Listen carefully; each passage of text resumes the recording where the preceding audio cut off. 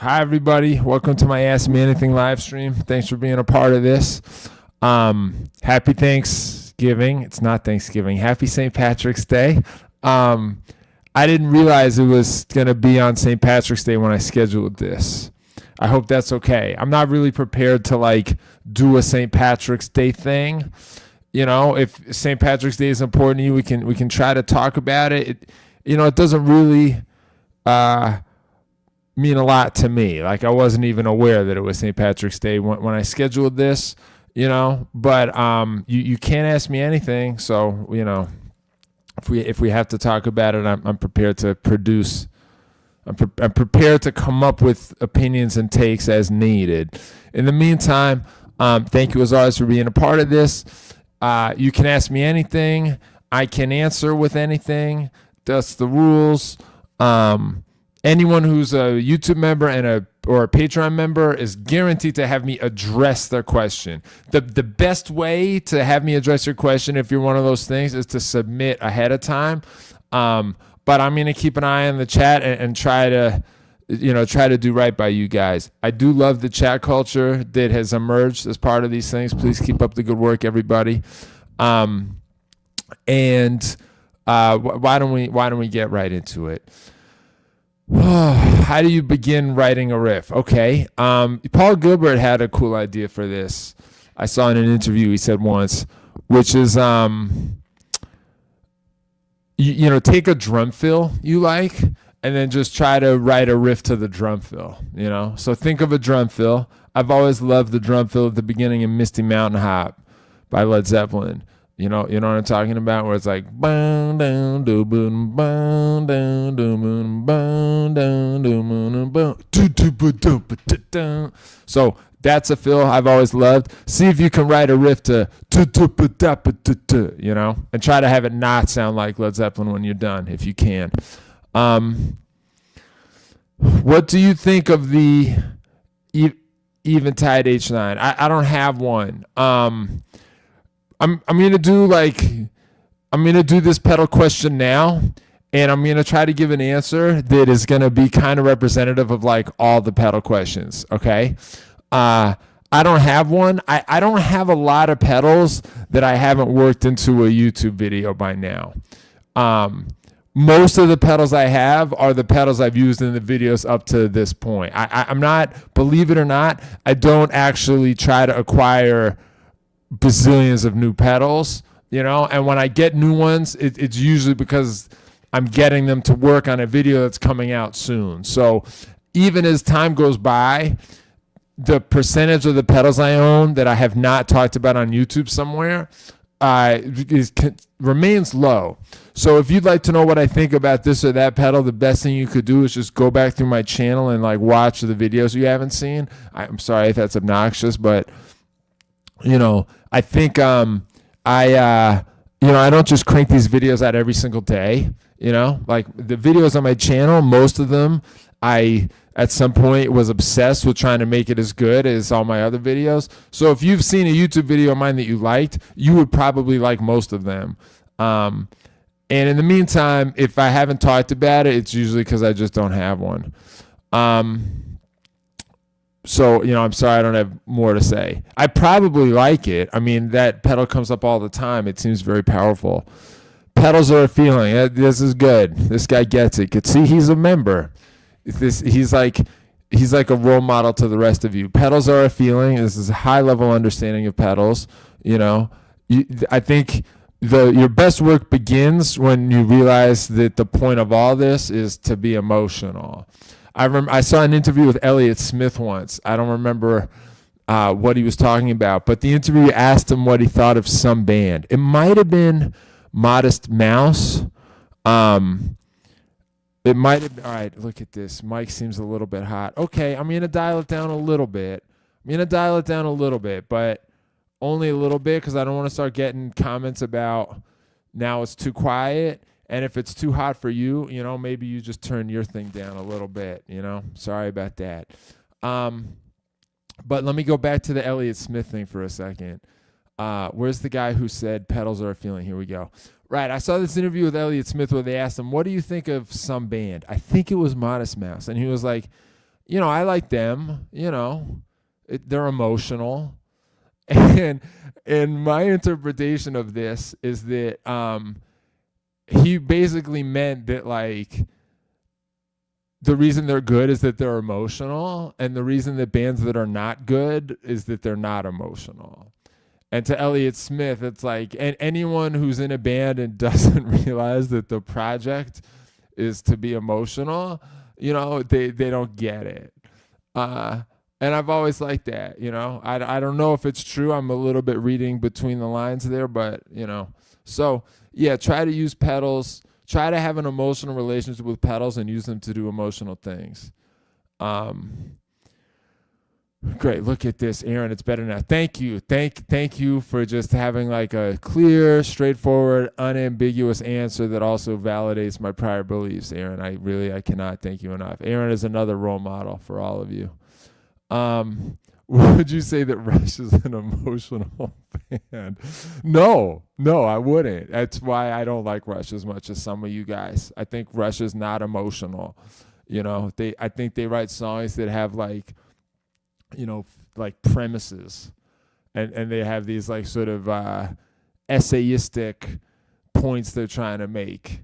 And if it's not an essay, then it's like an allegory. It's a story where like everything represents something else. And like, I am just not interested in any of this. I don't really care like what's being symbolized by American Pie or Hotel California or the year 2112. Those are not interesting questions to me, All right, cool. Let's keep moving. Can you do a best Jimi Hendrix Univibe clone video? Are you kidding? I genuinely don't know if this is a serious question or not, because like it's possible that like a lot about me and are like using everything you know about me to like construct a very high level troll question, and if you're not doing that, then okay, I don't want to drag us into a fight where there doesn't need to be one. Maybe you're like new to my channel, I mean. So I'm gonna try to like not antagonistically explain to you why I'm not gonna do this. I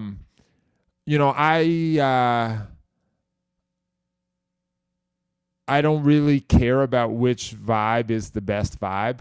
I mean, I had the Strymon like small box vibe for a while. I thought it was extremely good. The Ultraviolet. I don't know if that's like modeled after the vibe Jimi Hendrix used. Jimi Hendrix is my single favorite guitar player of all time, and I think vibe sounded cool when he used it. And I think like you don't really need me to help you figure out which Jimi Hendrix vibe is the best. Like forums can probably weigh in on this. People who give more of a shit about tracking down exactly what sort of gear Jimi Hendrix used than I do have produced the answer to this. As someone for whom Jimi Hendrix is the greatest guitar player that has ever lived, I would say the stuff you could learn from Jimi Hendrix that would be better than what vibe pedal he used would be like literally any other aspect of his larger artistic project. You know what I mean? Like the playing, the singing, the songwriting. It was emotional material. Just to go back to what I was saying a second ago, that guy wrote some cool songs about some feelings that were like a little bit hard to pin down until there were Jimi Hendrix songs about them, So all of those are the things that are more interesting to me than the gear issue, So again, I'm sorry not to. I'm not trying to be hostile, but maybe you've also watched enough of these to know how much I care about Jimi Hendrix and what my feelings about gear is, in which case, great knockout blow. Look at this dude. How about Boring Gear Reviews? Dude, how are you? I love you, dude. This guy's YouTube channel is great. You don't watch my thing. My thing is just going to be me taking people's honest questions and turning them into hostile disagreements, okay? Boring Gear Reviews is past it. He's beyond it. I'm sure he's a better fighter than me anyway. He doesn't need to like prove anything anymore with that kind of shit. So he just makes some like good, boring, clean, honest paddle reviews. You know what I mean? He's a better influence on you than I'm going to be, for sure. So don't listen to me. Just go look at some of his stuff. I'm going to answer this question in a second, but then look at this. Are you on the East Coast? Again, are you fucking kidding me? Yeah, the answer is yes. I mean, is this not unclear?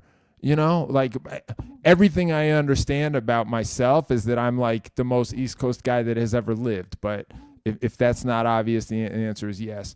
Anyway, how about a best Mark Tremoni tone video? That's really funny. Isn't it true that like Mark Tremoni can shred or something? Like I hear people talk about this. Like he can really shred.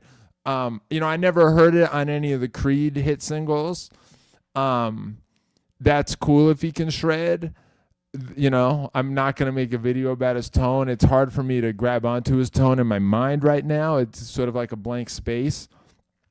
But you know who else? You know who would have more to say about this? Speaking of like YouTube guys who are positive role models, Alex from Supderdanger Studios recently did a cover of Higher by Creed for his channel. And one thing I really admire about Alex is that he found the good. He like did a cover of Higher by Creed and he like wasn't making fun of it. He didn't like put it in quotation marks. He changed it. He made it like an Alex thing.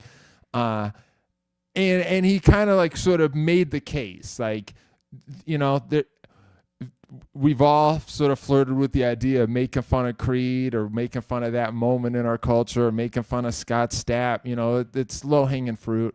But Alex was like, couldn't there be something here that is undeniable, you know? And he did it with the true sort of musical curiosity I respect. So once again, don't breathe in my toxic fumes.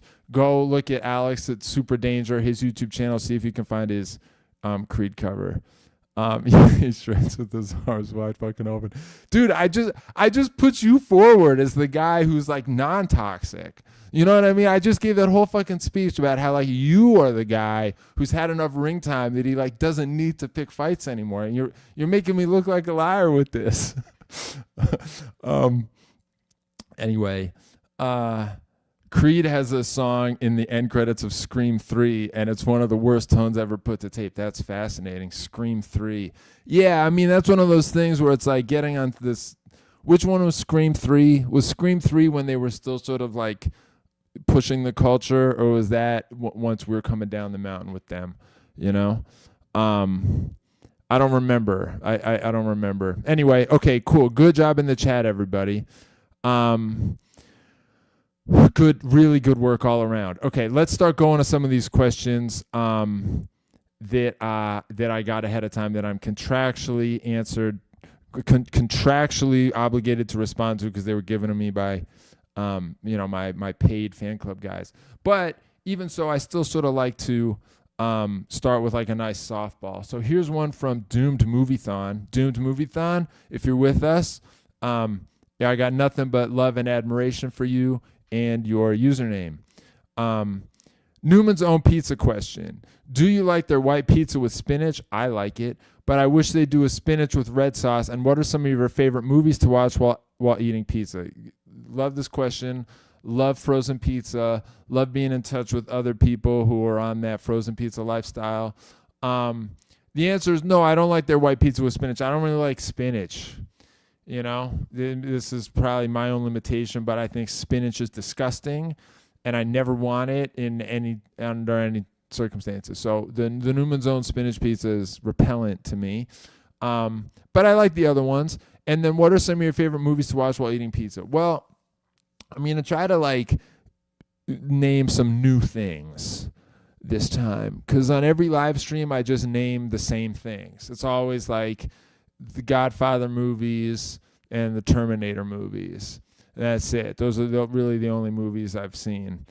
But I'm going to try to name some new things. The truth is, that's frozen pizza for me usually is like, I love it, but it's also kind of like an alone guy vibe. Can anyone sort of relate to what I'm saying here? Like sometimes you just feel like a lone guy you know? And like when I'm eating frozen pizza, it's usually because I am alone and I'm just on my alone guy trip. You know what I'm saying? And usually what I end up watching then, I'll like catch up on boxing. You know, my DAZN is fucked up because I can't watch DAZN because I have to update my browser, and I can't update my browser unless I update my OS, and I'm unwilling to update my OS for various reasons I can defend if necessary, but I don't want to get into it now. So my DAZN is fucked up, so I'm like behind on boxing. So, you know, I still have to wait for like, you know, the last Teofimo Lopez fight to get on YouTube. Maybe it is now. So I would probably like eat frozen pizza and catch up on that. But if you want like a real movie answer, oh, look at this. You've said previously that you were going to title a song or album Alone Guy. I said that? That's cool that I said that. No, that's not on the upcoming album. I still want to do something with that though. That I would love to do something with that title. I wish I hadn't forgotten about that. That would have been good. See, look at this. You can only eat frozen pizza bathed in the glow of TV light. You guys see what I'm saying about why this guy is cool? Go look at his channel. But if you want a movie answer, one thing I would love to do with frozen pizza is like bad special effects movies from like the 80s, like Peter Manoogian movies. You guys know about Peter Manoogian? You know, he did a bunch of shit. Like he didn't even write or direct it. He was like the producer on just a million straight-to-video schlocky bullshit like The Dungeon Master, Arena, Reanimators, Eliminators, Demonic Toys. Like these are just like bad movies where all of it, the entire production effort is just in the practical effects, you know, just in like the stop motion of the aliens or like the miniatures of the gladiators or, you know, any of that stuff. I love watching those kinds of bad movies where there's just all this ineptitude, but then the one place where they're trying to do it right is with the practical special effects, you know, and there's something about the badness of the movie that makes you kind of like imbue more interest and more hope in the special effect, because that's all there is. And you sort of like, that's like the life raft that you're like trying to grab onto as you're drowning in the badness of the movie. There's like just this one thing you can grab onto in order to not die an excruciating death. And it's like the character and the peculiarity of these bad practical special effects from these like shitty straight to video horror movies. And I just like the way those effects look. I like how unrealistic they are. And I think there's something powerful about how unrealistic and artificial they are, and I like it when that artificial thing gets even more emotional because everything else around the movie is like, don't look over here, you're supposed to be looking at the flying saucer, you know. Do you guys ever read Understanding Comics by oh, dude, what's up, Audio Mute? Dude, good to see you. Hope you're doing well. Frozen Pizza's trashed you, though. Well, listen, man, I got nothing but respect and admiration for you. I've been watching your YouTube videos for a long time. You seem like an honest dude, and I like you. But you just can't come in here and talk trash about frozen pizza.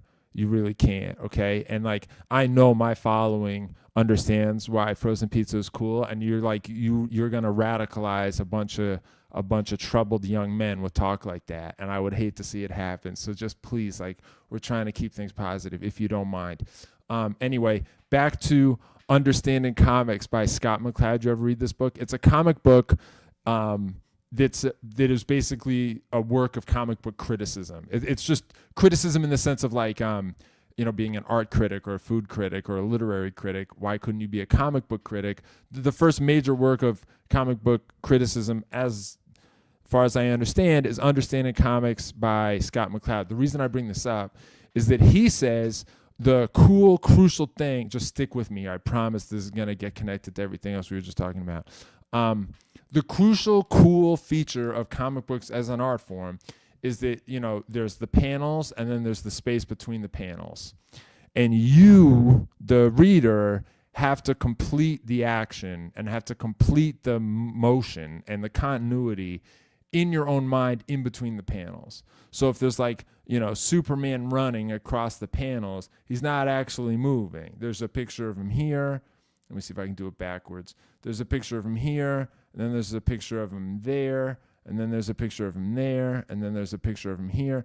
And it's 3 stationary images, but you, the reader, in between those panels, complete the idea. You complete the motion. You make it so that Superman is flying across. And as a result, like, the real action is happening in your own mind. You have to imbue your own imagination into the work of art in order to really have it complete itself, in a way that if you just make a video of Superman flying, you don't have to do that anymore. He just flies and you see it. So there's this way in which you sort of enter comic books that is part of what makes it sort of engrossing and special and fun to read comic books. If you're a person who likes to read comic books, you're literally, in order to read it, you are like participating in it or completing it in some sense. You with me? Okay. So I think unrealistic practical special effects in movies are doing the same thing. Like, if you just see completely realistic CGI that just works and looks utterly real, you just take it for granted, So, and that's fine. That's cool. I'm not saying that's bad, but I'm just saying, like, there's a sort of banality to that. It's just sort of normal. It's just like, yeah, it looks perfectly real. Okay, fine. But when there's the special effect that is like obviously unrealistic, like in Terminator 1, here we go again. In Terminator 1, when Arnold Schwarzenegger has to cut out his own eye because the cyborg eye doesn't work anymore, you see him, it's Arnold, and then all of a sudden it switches to a mannequin that's clearly not Arnold Schwarzenegger, and the mannequin cuts its eye out, and then it goes back to being Arnold Schwarzenegger. It's just like completely unmistakably not Arnold Schwarzenegger. It's a mannequin. And yet, like, it's like you're reading a comic book right in that moment, because you have to complete it in your own imagination, just like you have to do in between comic book panels. You have to say to yourself, well, that mannequin is really the Terminator, And I think, I don't think that's enough to redeem like a bad Peter Manoogian movie. But this is the one thing that bad Peter Manoogian movies like specialize in. You know what I mean? This is sort of like, in some ways, the purest, most direct way to dine out on that thing. And so there's something about frozen pizza that goes with that, as far as I'm concerned. The alone guy vibes, and the unrealistic nature of the frozen pizza itself. It's all connected. That's what I'm saying. It's all connected. All right, cool. Here we go. Yeah, this guy gets it. Understanding Comics, The Invisible Art, Scott McCloud, 1993. Look at this. This is what I've been saying the whole time. Free your mind and your tone will follow. The Jimi of Hendrix is within. I think there's a typo there, but I'm okay with it. The Jimi of Hendrix is within. Those are good words to live by. The Jimi of Hendrix is within. The thing I like about that is that the typo makes it like more mystical. You know what I mean? It's like, it's a more puzzling message. You have to spend a little bit of time on it. The Jimi of Hendrix is within. You know what I mean? There's layers of meaning there that we may never even get to. That's good. Good work with that. Okay, cool. We've officially done one question. All right, here I'm going to do another Patreon one. This is from Mike Arlington. Mike, thank you again for another great question. What outcome would you be most excited with when you release your next album? Folks appreciating the niche, subtle things about the lyrics and music, better than expected financial success, someone saying, damn, this guy's a good singer, something else. When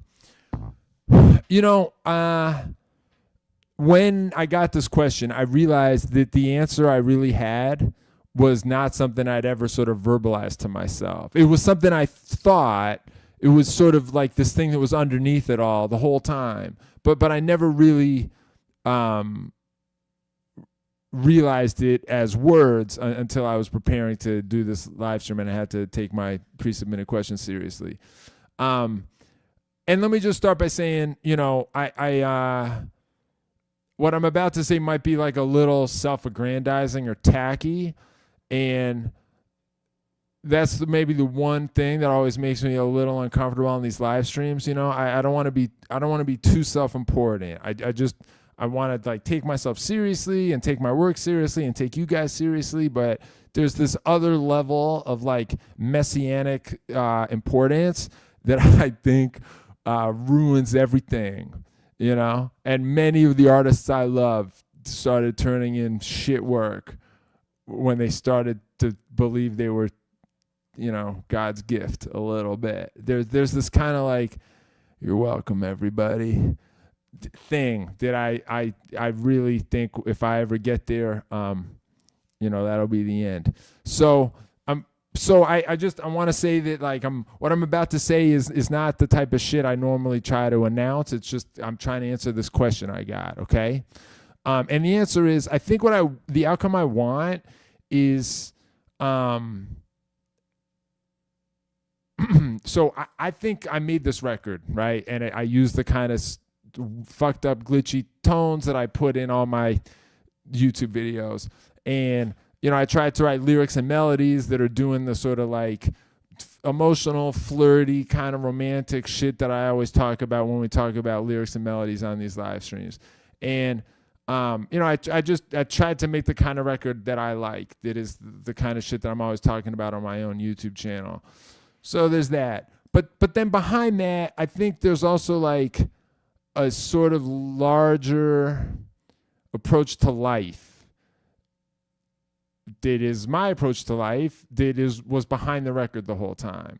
And some of you guys have like heard me talk about some of this, you know, why I think it's important to like strive and try to be creative and not just imitate other people, and why it's like there's value in doing things the hard way sometimes, and why like, you know, always striving to be the best version of yourself and sort of seeking appropriate challenges and like, you know, trying to identify something that would be hard for you but valuable for you, and then hurling yourself at that kind of thing.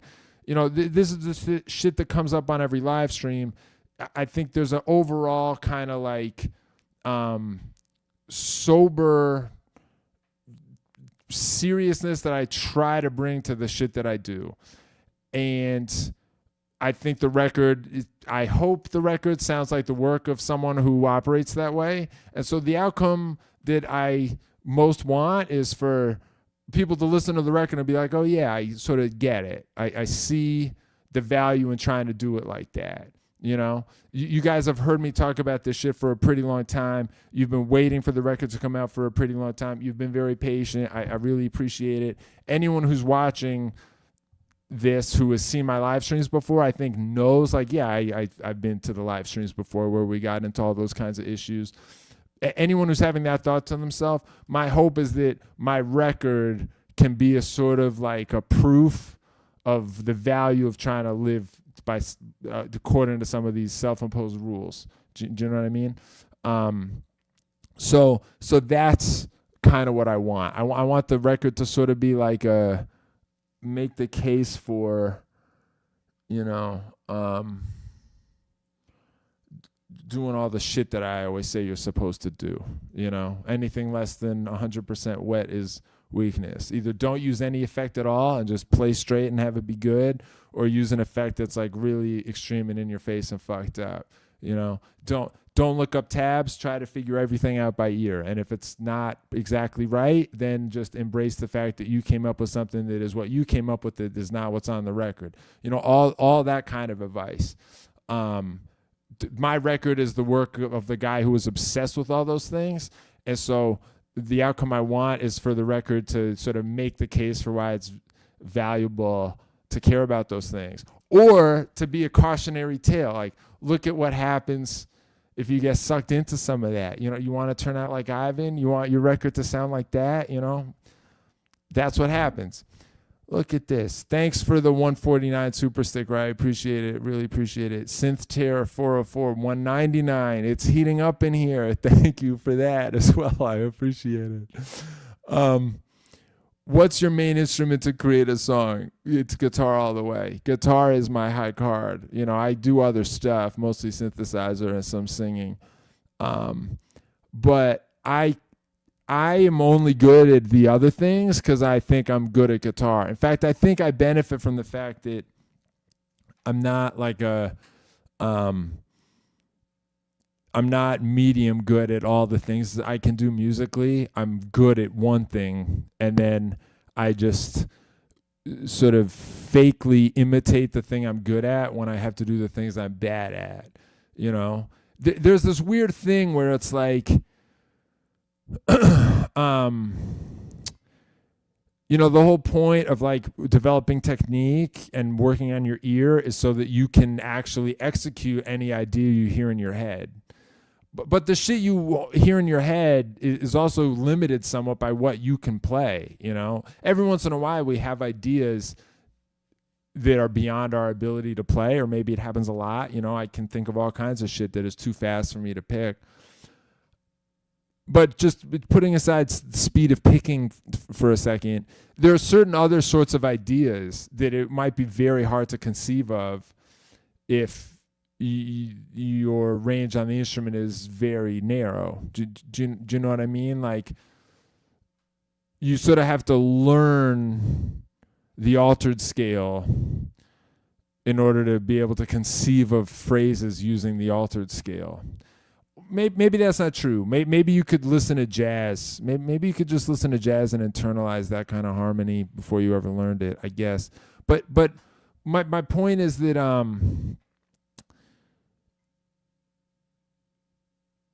if you're only medium good at every musical thing you can do, my worry is that your musical imagination will mostly consist of medium good ideas.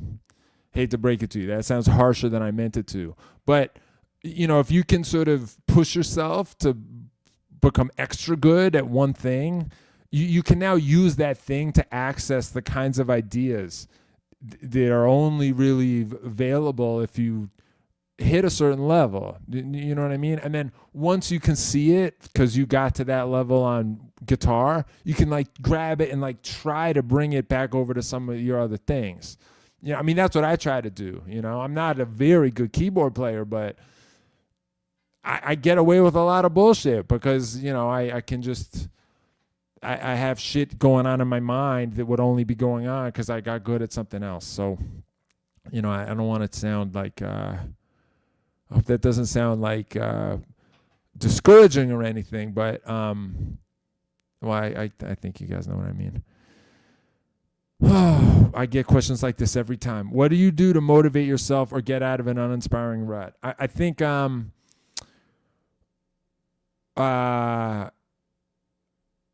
know, accept it, allow yourself to be frustrated about it without being too hard on yourself. You know, don't become self-defeating and be like, well, I am in a rut, and the reason is that I'm just no good. That's not the kind of acceptance I'm talking about.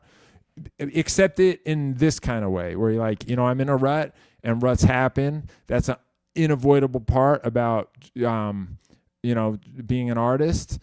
And I'm going to accept that the rut is a rut without letting that make me quit or give up or abandon, you know, my enthusiasm for this. So I think there's a mindset there that is valuable. You know, I think there's a very closely related thing with like exercise, which is that I don't think your goal should be to like exercise every single day, or if that's an extreme goal for you, or like set some sort of goal that's going to require a huge effort every single day. And then if you ever miss a day, you'll break your streak and you'll feel like you fucked up. I think long-term discipline and fitness and health is getting a mindset where you could lose a day or lose a week or not work out for 2 weeks or not practice guitar for 2 weeks, and then you don't let the 2 weeks end it. You come back at the end of the 2 weeks and say, well, it's day one again, but here we are. Being able to regroup after a hiatus is, I think, more important than never having a hiatus. I think long-term successful outcomes are more correlated with people who can regroup after they've been in a rut than people who just try to never have a rut. So there's that. In terms of musical things to work on, I would say, try to practice something you are curious about, or go back to working on something mechanical. I'm assuming being in an uninspiring rut is like the creative side. Like you want to have an idea for a song that you can't. You want to have ideas and they're not coming. I'm assuming that's the kind of rut we're talking about. I think sometimes you can get through the rut if you just sort of, instead of focus on something creative, just work on some skills, practice some stuff that is interesting to you, but something you want to be better at, or, pick a technique you want to learn, or pick a song or a style you want to learn. So go to something that's a little more mechanical and lower level than trying to produce a masterpiece. That's my advice for you. Okay. All right, cool. I'm going to go back to some of my pre-submitteds here. Okay, this is one from Sid to Squid. Oh, yeah, sorry. Let me just bang this out quick. Octopus Hat, always a pleasure to see you. Is there an official name for Cyberattack devotees akin to Gaga's Little Monsters or Buffett's Parrot Heads?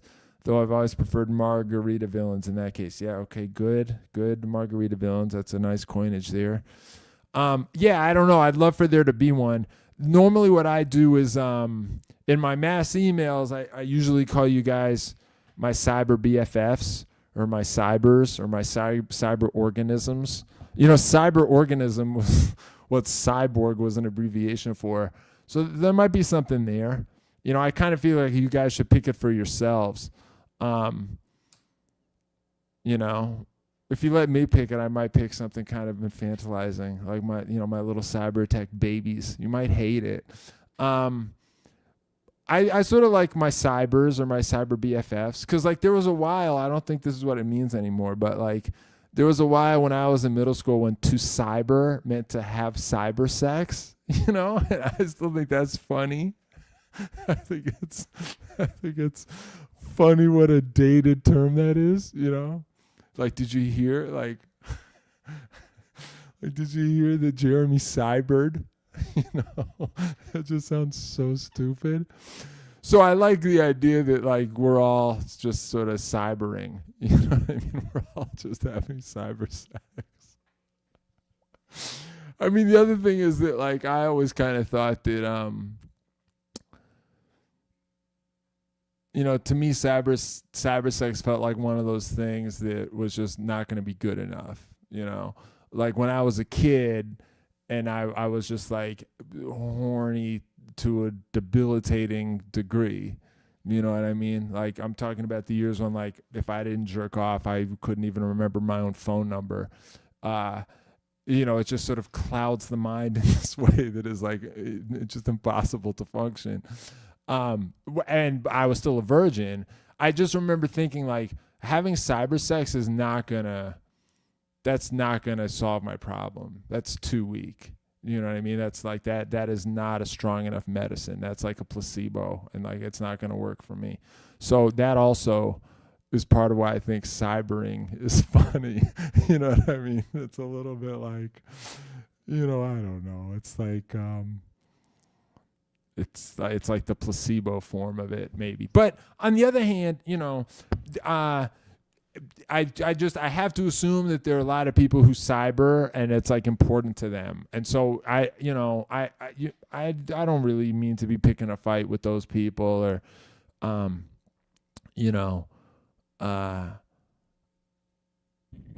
not trying to kink shame them, I think there are probably some people who should be kink shamed. I think there are a couple horrible, terrible things that it is right and good to kink shame those people, like people for whom the kink is like non-consensual anything, but this isn't that. This isn't that. Okay. All right, let's move on. Let's talk about something else. Oh, right. I was about to copy and paste the question into the thing from Sid to Squid. Here we go. How did the collaboration for songwriting break down for Pixels and Ponies? Does sharing creative control increase or decrease stress and pressure for you?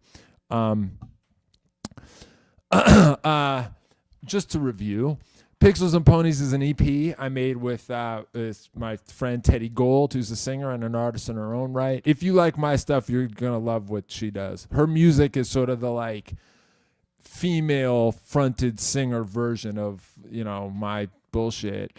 I use the term bullshit affectionately there. And also our mutual friend John, who was sort of like the producer and the co-writer on it. So we did a bunch. If you've ever sort of wished you could hear like music that's kind of like what I do, but sung by some sort of like video game female character, that's kind of what this EP was. Cool. That's the background. How did the collaboration and songwriting break down? It was highly collaborative. The lyrics was all Teddy, and I think like the melodies too. It's maybe John weighed in a little bit, but for the most part, anything she was saying or singing, was her creation, and then me and John were sort of just like throwing the track together. We would do this all at the same time. Like someone would throw out some kind of musical idea, and then Teddy would start thinking about like, how she would what her vocal component would be, and then me and John would sort of like build out a beat. But anyone could weigh in on anything else. One thing John would say that I thought was valuable was like anytime we got a little stuck, he would be like, forget it. And I was like, but there's like might be a cool idea if we can just crack this case. And he'd be like, there's always a cool idea. There's a bazillion cool ideas. There's no shortage of cool ideas. If this one isn't happening, we'll just find another cool idea. And if that one ends up the coolest idea is the one that takes you all the way to the finish line because you're all just bipping and bopping on it and you didn't get stuck obsessing with some little tiny detail of it. The truly cool idea is one that is just, it takes you from beginning to end, and we can always find a new progression or a new chord or a new thing. There's no reason to get precious with this thing that has now gotten us stuck. I thought that was cool. So it was, I guess what I'm trying to say is like pretty collaborative. These songs sort of came together with the three of us at the same time. And what was the second part? Oh, was it stressful? No. It was much, much less stressful. Teddy and John are both very good. So it was like easier to do it with people who are good. When I do it by myself, it takes forever because I got to make sure everything's a cool idea. And I get sort of perfect, John was the one who said like, there's no reason to get stuck on this. Let's just start over with another cool idea. When I do something by myself, that doesn't always get said. So it's much less stressful. I mean, that's why good collaborators are great. I have nothing but respect for both of them. So anytime any of them said, oh, that's cool, sometimes I would play something and I just thought I was bullshitting, but they would be like, oh, that's cool. As soon as they said it, I just believed it. I respect their taste. So anytime they're like, that's great, let's use that, I was just like, oh, we have something good. Cool. It takes me longer to decide if something's great sometimes. I mean, sometimes I know. Sometimes I know. But sometimes the test for me is like if I work on a song for like 6 months and I still think it's cool, then I believe it's good. Sometimes I feel like I don't know. I feel like for me, either I know right away or I don't know for a long time. I mean, is that even true? I feel like the songs I end up spending 6 months on, actually, now that I'm thinking about it, it's because as soon as it came out, I was like, oh, that is really cool, and I liked it a lot. But it just takes me a long time to finish anything if I'm not, if I don't have like high-level collaborators. If you have collaborators you don't really trust, or you have collaborators you look down on, that's not a good attitude. And it's not a good attitude for interpersonal reasons that don't have anything to do with music. But it's also probably not good for music. If you're going to collaborate with anyone, it should be because you think they're going to contribute something valuable. And if you're right about that and they do contribute something valuable, then the collaboration should feel easier and less stressful than you doing it by yourself. The only exception to that is like if it's a temperamental relationship, but the results are undeniably good, but how do you really know anything's undeniably good, I mean, I feel like this is the kind of shit that happens to like Edward Van Halen and David Lee Roth, where like, you don't know how much they ever really liked each other, but they started having hits. So, there's no turning back after that. Okay, cool. Yes, masterpiece-itis has helped me get things done faster. I'm assuming when you use the term masterpiece-itis, you are referring to it in the sense of like something to avoid, right? Like not being a dysfunctional perfectionist, right? Masterpiece-itis, like being inoculated against masterpiece-itis has helped you get things done faster. I'm assuming that's what you mean. Sit to Squid, $8.99. Great answer. Enjoy a frozen pizza. Good luck finishing up. Thanks, man. I'm glad that was helpful. Cool. All right. Let's keep moving. All right. Then I got one from Razark, who was a Patreon guy. I think he's here now. Razark, you're out there, right? Remember when you asked me this? If you wrote a song or parts of a song you felt was really fucking good, but kind of embarrassing to perform, maybe the lyrics talk about something you're uncomfortable about, would you scrap it or keep it? And I just immediately responded on Patreon and said I would just change the lyrics. At this part, I was like, Razark, you've been my guy for a long time. You've been coming to these live streams for years. You've asked a lot of good questions. And I was like, this was probably your worst question of all time because it's like literally a one-sentence answer where I would just not write embarrassing lyrics, numbskull. But then he came back and said, I was trying to get at, is there such a point where good isn't worth it if it embarrasses you, or should you just say fuck it if you think it's good? Dude, I'm sorry if it sounded harsh. I mean, I feel like we have an understanding where we're kind of like, gym buddies where we like beat up on each other a little bit, but it's done with the mutual respect underneath it all. So when I said it was the worst question you'd ever given me, I was saying it in that spirit, having received many, many, many high-level questions from you over the years. And also some very well-timed, well-placed antagonism from you.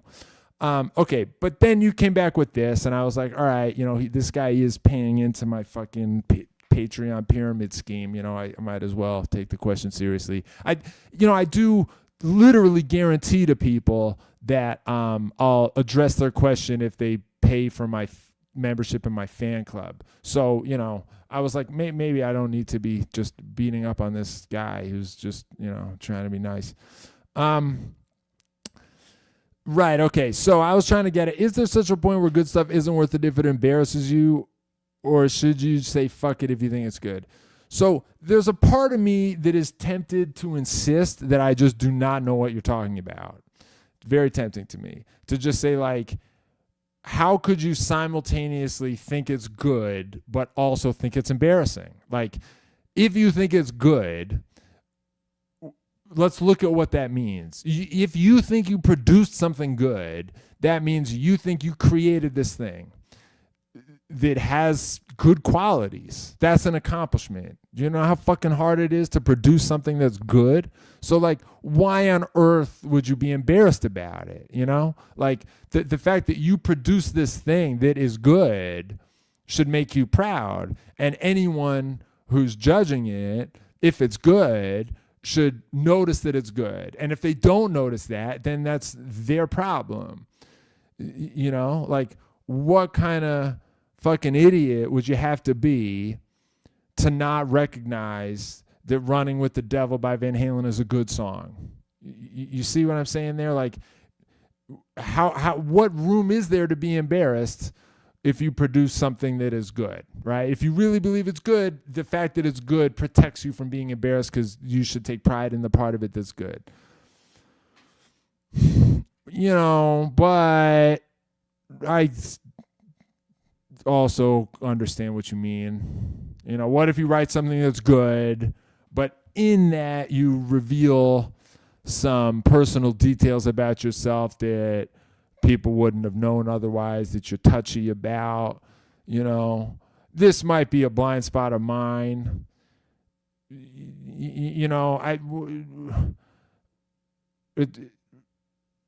My lived experience has been narrow in some ways. I'm just a fucking piece of shit from New Jersey at the end of the day.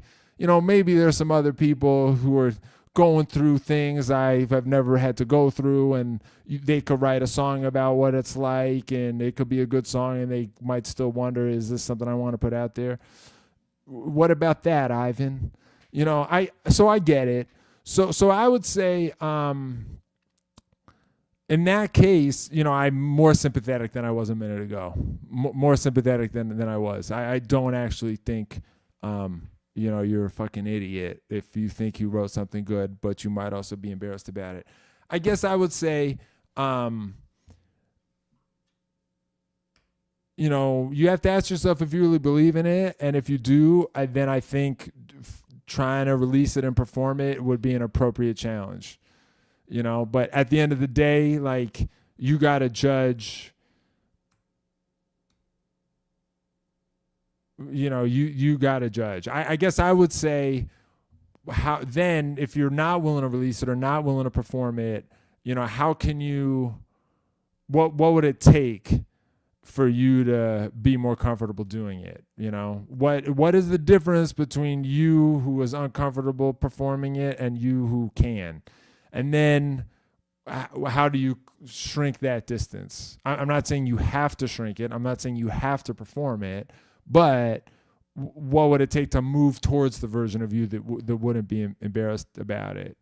And then once again, I have to go back to my earlier fucking numbskull macho thing. Is it really necessary for you to be embarrassed about it? Do you know what I mean? Like, what I think is embarrassing is like when you like are oblivious and do something that sucks for other people. I think that's embarrassing. Do you know what I mean? Like, if I walk up to the counter and buy my thing and I don't realize that there's a person standing there and I just cut them, I'm embarrassed about that. I'm embarrassed that I was so fucking clueless, That's when I'll apologize. I'm sorry, man, did I just cut you? That's embarrassing. I'm sorry. It's hard for me to imagine a song doing something like that, right? Unless your song was like plagiarized, or unless you copied someone's idea, you stole someone's idea. That would be a reason to be embarrassed, But if you're not doing anything like that, is it really necessary for you to be embarrassed? Think about what Elliott Smith said, right? It's emotional. That's what you're supposed to be doing, So I guess my real advice here is like, take pride in the fact that you did something that might be good, that might also be risky and challenging. That's a good thing to take pride in. I think we live in a world where people take pride in all kinds of stupid things they shouldn't be proud of. One thing you could take pride in safely with my approval would be writing a song where you took some chances and you think it might be good, but it freaks you out. I was enjoying it more when you were tearing me a new one instead of feeling like you need to answer just because of Patreon, but you actually gave us a pretty cool answer. All right, thanks. That's the outcome I wanted. Spoken like a true gym buddy. All right, cool. Let's keep going. I'm glad me and Razark were able to sort of work through our issues there. All right. Here's a question about my last album. Are you going to design your own pedal? Sorry, this is not the question I just said I was going to answer. Yes, there is a signature pedal in development. I can't show you it because it's only a prototype, but it'll happen. It's on the record. It's going to come out when the record comes out. They're going to come out together. It's going to be very Cyberattack. It's like, try to picture the most Cyberattack thing you can, and that's what the pedal will be. I've talked about this before, and some of the people who have guessed and left comments have been right. So people have guesses about what company I'm working with, what the effect is going to be, what it's going to sound like. Some of the guesses have been wrong, but some people have gotten it. That's all I'm going to say. Oh, dude, this is better than what I had. A T1000 face with light up LED eyes. That's great. Oh, it's not what it is, but I wish it was that. Um, okay, cool. I have been revisiting Hard Feelings the past couple days. This is from Kearns 160. Hard Feelings is the first Cyberattack record. Thank you for spending time on it. I think it sounds great. I'm curious how it's aged for you. What lessons did you learn making it? How has the experience changed your approach or process for the new record? Thank you very much.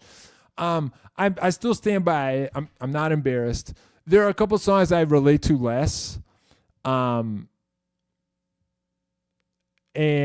I think the new record, so there was a part of me that like, I think the new record is more personal and is a little bit more like just my point of view, both sonically and lyrically. And there are a couple spots on the first Cyberattack record where I was a little bit trying to write a song that was like, this is what a person would do if they were trying to write a song about this. Instead of I'm writing a song about this. I mean, I don't think most of it's like that. I think most of it sounds like me. But there are a couple spots, like there are some aspects of the song I just want to talk that to me feel a little bit like a guy who's trying to write a song anyone can relate to. I mean, I don't think I was only doing that, but I think there's less of that on the new record. You know, I'm just sort of like, this is going to be a little more fearlessly peculiar to me. And there might be a couple spots on the first Cyberattack record, maybe the song Fantasy Killer, I Just Want to Talk, that are a little bit kind of just like, maybe they're like aspiring to be universal or something. I mean, I don't think they were that. I think they were me being personal, but I think like it's a skill. It's, you know, everybody says, well, you should just write what you know. You know, you get better at that. It's not just that you decide to do it and then you are writing what you know at the highest possible level. You decide to write what you know, and then you get better and better and better and better at doing it, and you get closer and closer and closer to writing what you really do know, and to being the person that only you can be, and to imitating other people less. You know, that's a process. It's not just a decision that gets made that then brings you to 100% of doing that. So I think there are a couple songs on my first record where I was still sort of being like, you know, this is, anyone can enter this maybe. And now I don't think my new record is going to be hard to relate to, but I think there's less of that like dust sprinkled on it. And then also vocally, you know, I was super freaked out about being able to be a lead singer on the first Cyberattack record. And I took a lot of singing lessons. And at the end, I felt this need to prove that I could do it. And there are a couple songs on the first record where I do some real ambitious vocal layering where I harmonize, and there's 3-part harmonies, and I'm getting high, and there's like charts. And I was like, you see? I didn't just sing the melody, you know. I did like vocal production. I like added layers. There's levels, you see. And I don't. When I listen to it now, I'm aware that like what I'm hearing was like not necessarily there because it was like musically justified. It was there because I sort of had proved to myself. I had proved less to myself at that point in my life. I had proved less to myself, and so I felt a need that I don't feel anymore. And I think on the next record, the vocals are going to be a little more deliberate and a little more confident, and I'm not going to feel the need to like stack and double and harmonize every single thing. I'm just going to be like, I'm just going to sing it and have it be good, you know. And then, you know, Jeff Stanfield, my producer, he does great harmonies and background vocals, and he did some on the first record, but I want to leave more space for him to do it, maybe bring in some other people, and be more of just like to be sort of less insistent on proving how much I can do. Instead of doing that, I'm just going to be like, I figured out how the song is supposed to go, and I'm just going to sing that song. And, I think it'll be a little more confident. Oh, Emily, how are you? How's it going? Nice to see you. Thank you for coming to my live stream. Thank you for being part of this. Oh, you'll really be able to hear the influence of Faucet water on the new album. That's my hope. You got it right here. May I just recommend that you spend your St. Patrick's Day drinking Faucet water with me, okay?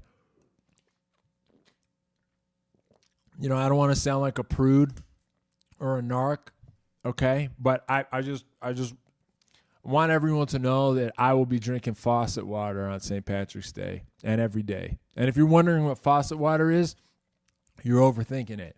It's just water from the faucet. That's all you need, I love Gatorade, but I think Gatorade is a scam. You know what I mean? Unless you're like on the verge of being hospitalized for like electrolyte depletion, or like if you've been throwing up all weekend, if you need to like rehydrate because it's like a medical situation, maybe Gatorade, but I don't really believe in stuff like that. I don't believe in supplements. I'm sort of getting out of my depth here. You know what I mean? I'm not a doctor. I don't know things, But I was talking before about the belief system that's behind my new record, and how one of my dreams is for the new record to like justify the belief system to people. And part of the belief system is like I don't believe in supplements.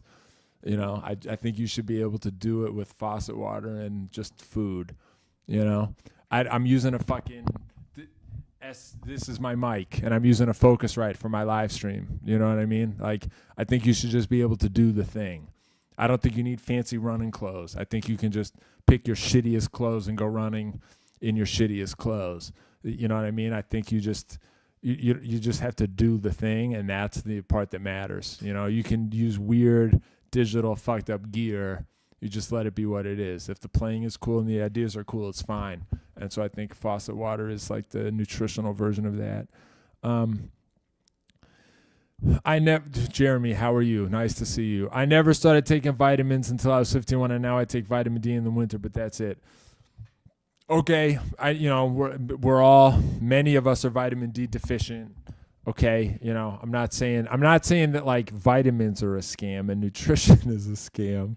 I'm not saying that like vitamin D is a myth. I'm not saying that. I shouldn't be saying any of this. You should do what your doctor says. Hey, how about this? I think you should take a yearly physical. Take a yearly physical and do what your doctor says. That's what I think you should do. All right.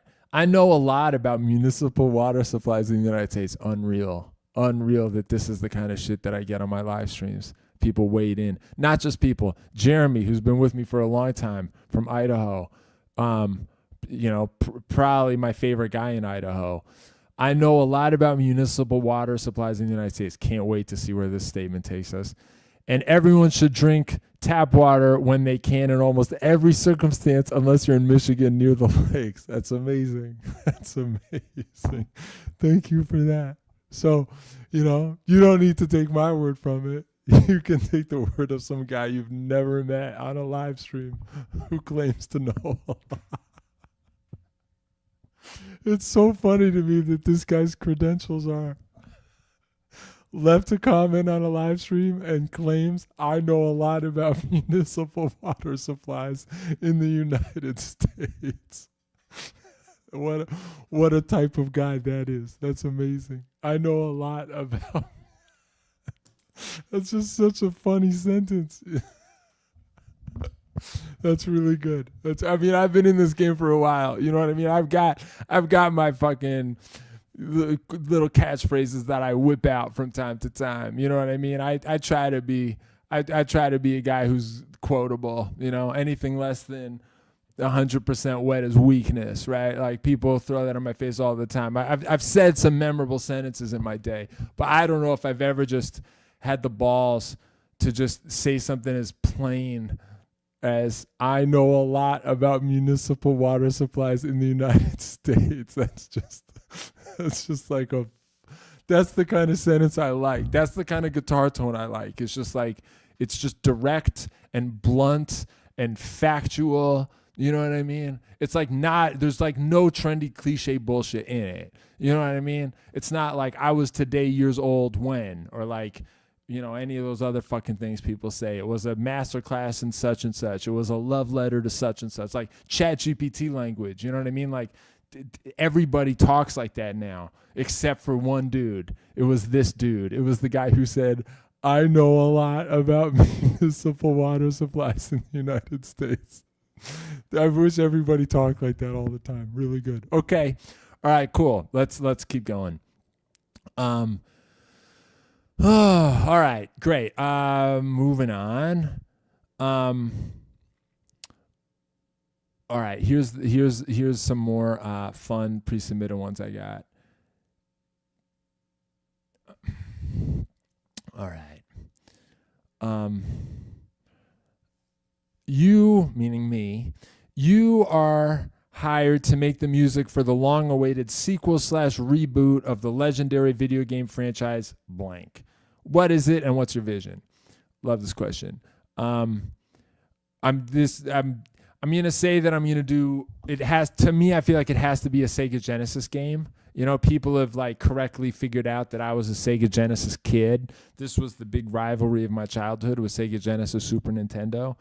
And when I was like 6 or 7, we went to my friend Matt Farrell's house on Christmas. I woke up on Christmas, we did Christmas, and then we went to our friend the Farrell's house, and my dear friend Matt Farrell had gotten Sega Genesis, and he had Sonic the Hedgehog and Kid Chameleon, and he was like, you got to check this out.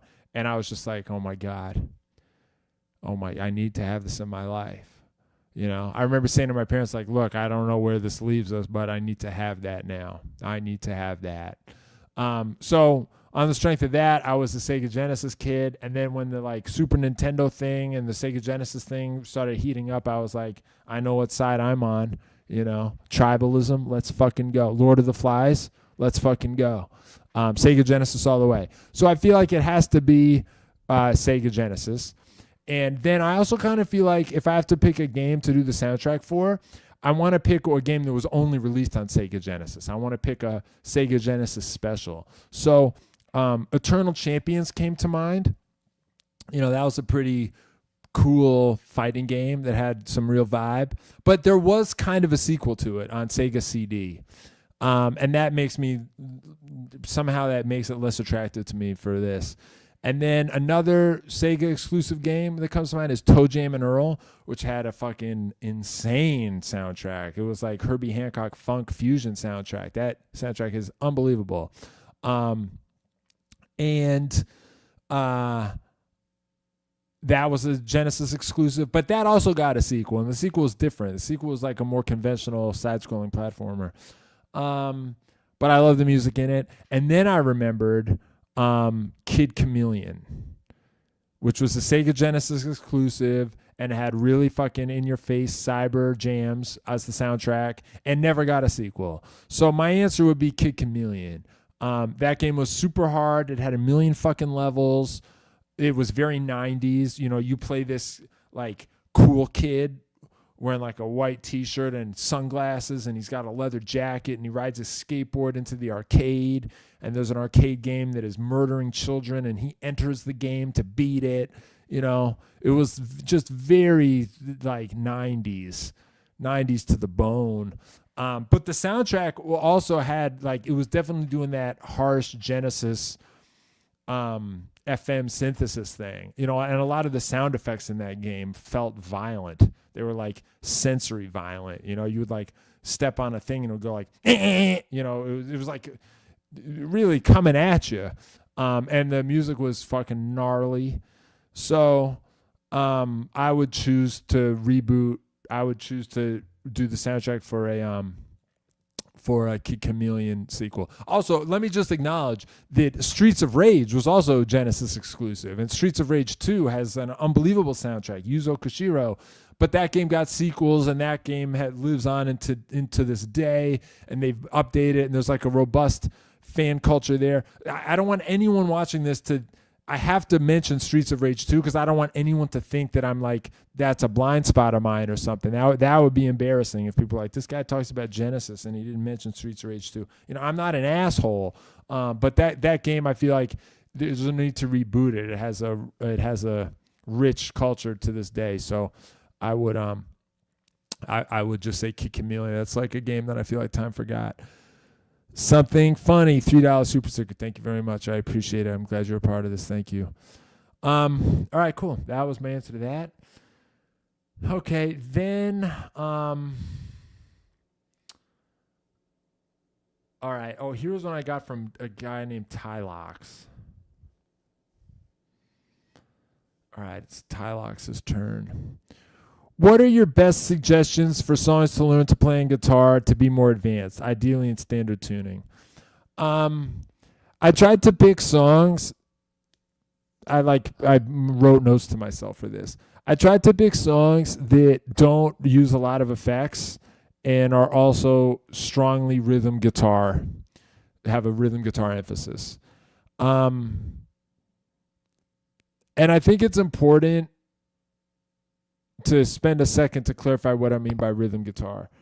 Sometimes people think that rhythm guitar means like not soloing. And sometimes people think rhythm guitar means like playing chords or strumming. And I think both of those are impoverished notions of what rhythm guitar is. I think rhythm guitar, this is what I think rhythm guitar is. Rhythm guitar is guitar playing where the rhythm is important. The timing is important. Your ability to be in the right spot in time, in the pocket. That's what rhythm guitar is. And guess what? All guitar playing is that. Your time is always important. All guitar playing is rhythm guitar playing. And anyone who makes a separation in their mind where they think sometimes what they're doing is not rhythm guitar, I think that's a fatal mistake. There's another way to think about rhythm guitar would be that rhythm guitar is like, I don't like having it just be not soloing. I don't like that, but let's flesh out what that means a little bit more. Rhythm guitar means finding a place in the arrangement that fits in with all the other instruments and is performing an important function, So I think like if there's a piano player who's playing chords, a questionable choice as a rhythm guitar player would be to strum the same chords. We have somebody doing that.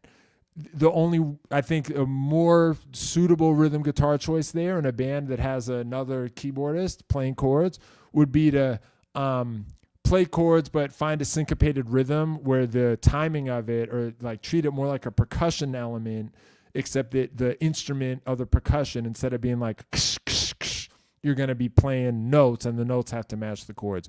Or I don't see this as much as I'd like to anymore, playing cool rhythmic single note parts. I don't hear guitar players talk about this a lot, but Michael Jackson songs have insanely cool single note rhythm guitar parts all the time. That's Thriller. That's a fucking cool single note guitar line, the harmonized major thirds thing and Want to Be Starting Something.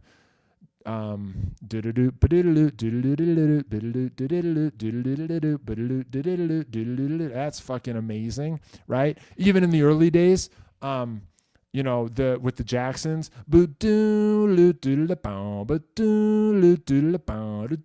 that's a fucking cool single note part. Obviously, Don't Stop Till You Get Enough has the one that's like all of these are single note parts that are like often in one position, and they're just fucking cool. I feel like this is a neglected part of rhythm guitar playing, where you find a part that is performing a unique function in the delivery of the whole song, and you're not just doubling what someone else is doing. That's what I think rhythm guitar is. So anyway, okay, so suggestions. I would say any of the Michael Jackson songs I just mentioned, but also on my list, I chose Wait Until Tomorrow by Jimi Hendrix. Now I forget if this isn't standard tuning or not. I know you requested standard tuning. I'm sorry if this might be an E flat. I forget. Jimi Hendrix is one of the greatest rhythm guitar players of all time. For one thing, his sense of time was cool. You know, he was doing shit that's cooler than just being on the beat. That's going to be hard to imitate. And then the other thing, which people have been saying for a long time, is that he had this way of sort of taking chords and then playing through the chord as if it was also a scale shape, or like taking the pentatonic boxes, the pentatonic scale shapes, and then playing those like 2 notes at a time, or creating these sort of chord clusters out of the scale shape so that it sort of became a chord thing. You know, the distinction between single note scale and multi-note chord, he kind of destroyed the distinction. You know, Curtis Mayfield also did that. I think my guess is that Curtis Mayfield was the primary influence on Jimi Hendrix's ability to do this, but that's a guess. Anyway, there are many great Jimi Hendrix songs to learn this. Little Wing is sort of the obvious example. You know, that's the one everyone talks about. Castles Made of Sand is another very famous one. I tried to pick a not as obvious one, so I picked Wait Until Tomorrow, which I think is a fucking awesome song, and has very cool rhythm guitar playing it, and it's also mostly clean. I mean, I think it's a clean Marshall, so, you know, how clean is it? But it's kind of clean. Then I have more examples. I also picked Stiff Upper Lip by AC/DC.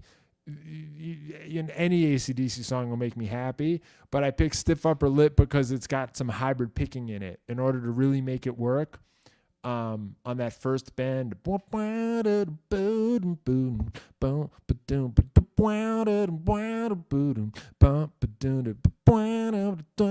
that bending note that starts the riff, you got to hybrid pick that.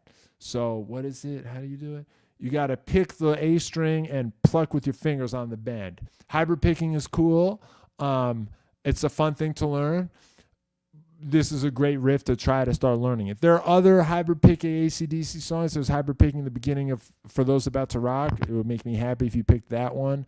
I think there's got to be hybrid picking in the Breakdown and Shoot the Thrill. It would make me happy if you picked that one. There's also some cool Van Halen hybrid picking, you know, Hot for Teacher. Any of these would make me happy, but, you know, Stiff Upper Lip, I think, is like a little off the back wall, and I think it should be standard tuning. And then I picked a advanced hard one. After that, I suggest you learn Lawns by Carla Bley. This is one of my favorite songs of all time. I sometimes wish I wrote it. I fantasize about having written this song. This is a song that's like almost entirely chords. There's a melody, but the melody is almost kind of just the high note of each chord. This is a song where it's like the progression is so cool that's doing most of it. I mean, there's other shit going on. It's got layers. But like you could just play block chords with like no embellishment and no timing, just like student piano player, like play this chord, play the next chord, hold it, play the next chord, hold it, play the next chord, hold it. You could dumb down this Carla Bley song and play it like that, and it would still be fucking cool. So my advice to you is try to learn it off the record. Might be a challenge, you know? And this is another one where, like, if you really want your hybrid picking to get good, see if you can, like, hybrid pick it. So you, like, strum the bottom of the chord and then pluck the high note so that your guitar playing sounds a little piano-ish. You know, this, I think, depending on where you are, this might be hard. I don't know. It's not fast, you know, but you're going to have to use your ear.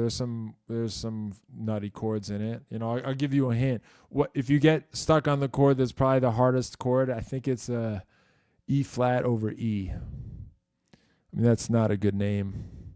You know, what's that chord really? That's like a E minor major 7 flat 5, I guess. That might be the chord that you're like pull your hair out over the most, maybe. But I might be remembering that in the wrong key. All right, there's my answer to that. Then we're going to move on to a question I got today over email from Dan. This is a Dan question. What would improve my playing the most in the absence of playing with real people?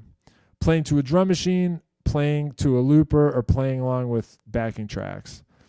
I think all three of those things are valuable. I think they're all good. So I'm just going to add some opinions about how to do each one. You know, the looper, the challenge, I think it's hard to play to a looper where you have to play the thing and then make the loop.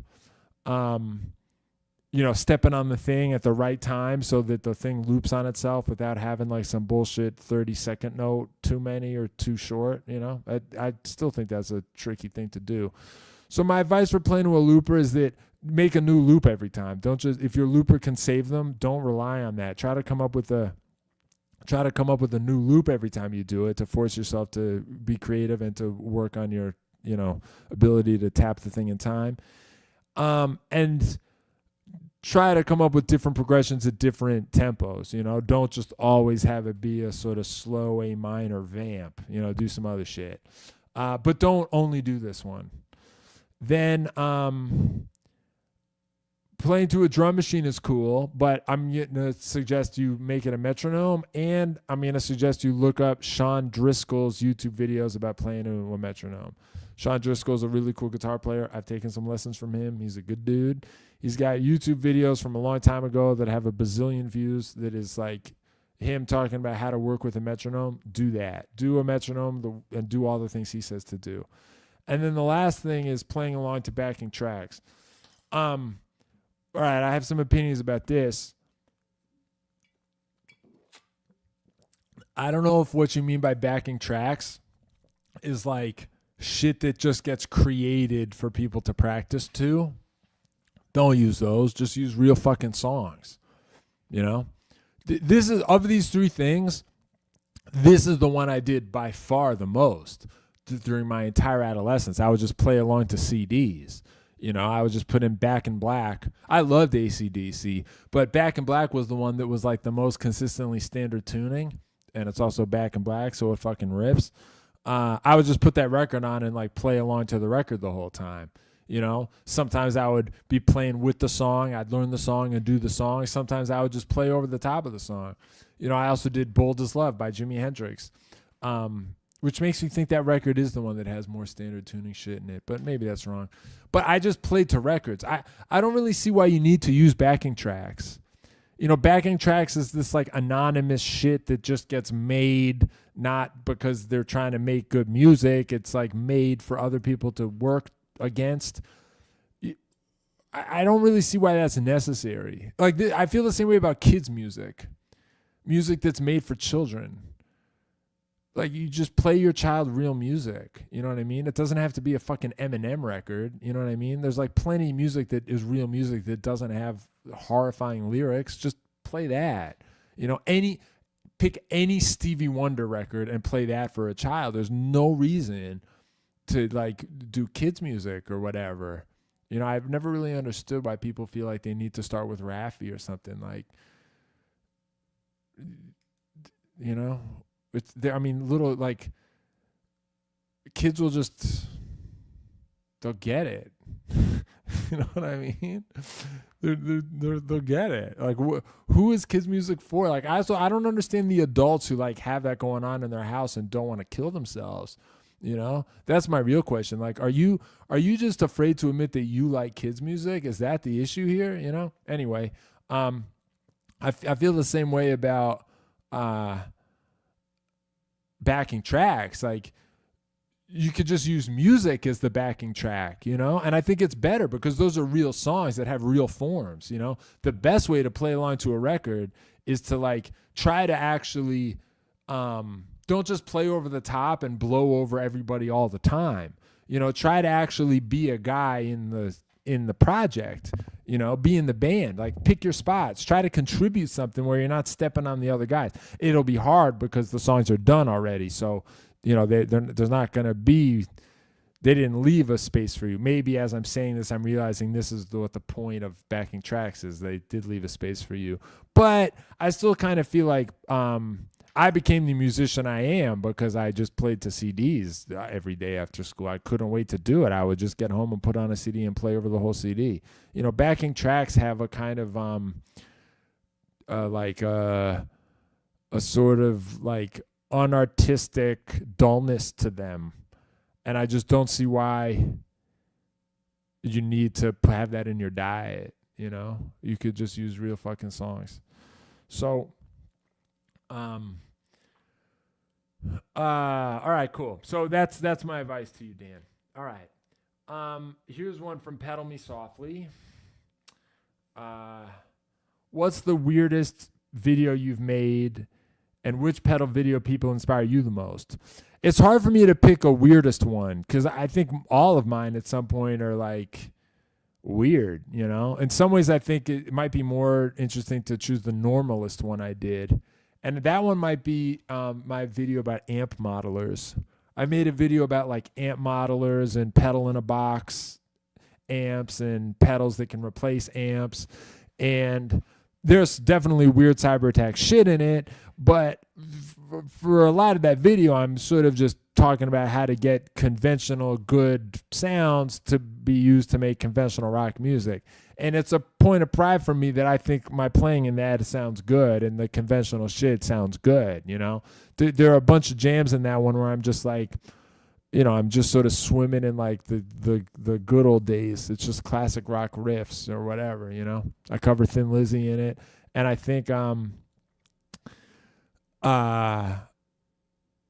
know, if you look at the recommendations for stuff to play along with, it's also guys that could play straight at a very high level. You know, Angus Young is one of my favorite guitar players of all time, you know? So in some ways, I think the amp in a box video of mine is the point of pride because I think that's one where I show that like this whole time underneath it all, I also just cared about being able to play the guitar. And I think when I do weird stuff, I think part of the reason why it sounds like I'm good at it is because the standards for what sounds good when you're doing something weird and what sounds good when you're doing something normal are not that different, you know? You know, beauty is just, it's just beauty, you know what I mean? There's not really different rules. It's just supposed to be emotional at the end of the day. Remember what Elliott Smith said? You know, I took a drawing class once where the figure drawing teacher, she was like, you try to capture the gesture of the subject. And I at first I didn't know what she meant, but I think I understand what she meant, which is like you don't just like outline the thing or like draw a line where you see the line. You're trying to like capture the sort of body language of the thing. It's like when Pablo Picasso like draws a bull in 2 seconds and like it doesn't just look like what a bull is. It looks, you get some sense of like the way the bull was moving and the sort of like the motion, the larger motion of the bull, of which this image is just one split second of. There's this sort of larger sense of like the, it's not just this little icon that is like this equals bull. You get some sense of like how it's kind of like moving across time and space. There's a motion to it somehow. And I feel the same way about like a musical line. You know, it should have a kind of like brushstroke to it, even if it's a weird glitch line, even if it's some like bleepity bloop bullshit thing, you know? Like, I think there's a difference between good and bad bloopity bloops, just like there's a difference between good and bad guitar lines, you know? And I think the thing that connects all of it is that like you're supposed to have some kind of sensitivity to like the gesture, the body language. It should feel like a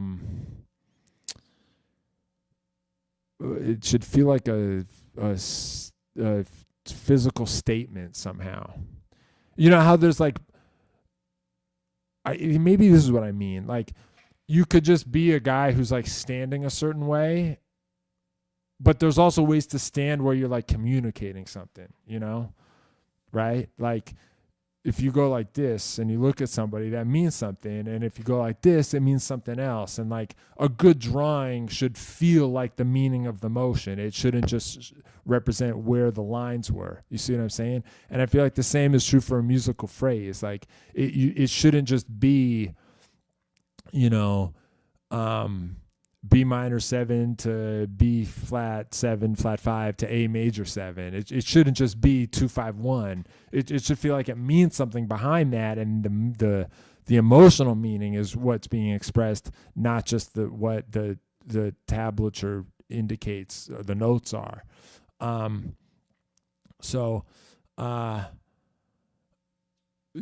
That's I think once you can start to try to hear it this way, the difference between like weird glitchy noise bullshit and playing normal tonal music, is a kind of a meaningless distinction, so I forget how we got on this tangent, but that's my thoughts about that. All right, cool. So anyway, right, but there was another part of this question, which is who are the pedal people that inspire me? Some of them showed up on this live stream, I'm proud to say. We had Emily Hopkins herself appeared. We had Boring Gear Reviews. I also like Alex and Supderdanger, who I mentioned. Of course, Knobs. Knobs, I think, was like the Knobs YouTube videos were some of the first ones I ever saw where it felt like someone was trying to turn the YouTube guitar video into an art. I mean, he might not have been the first, but his were the first ones where I was like, oh, what if it was an art? I also like Sarah Bell Reed, she's super cool. One thing I sort of like about where we are at the moment as being a guy who makes guitar videos on YouTube is that I think there's a kind of a fun little era in everything where it might be an art form, but it might not be, and it's unclear still. I think that's a cool place to be. For a while, like Garbage Pail Kids. When the Garbage Pail Kids first came out, there were just these grotesque trading cards that were disgusting and amazing. And like, I don't think people thought that it was an art form.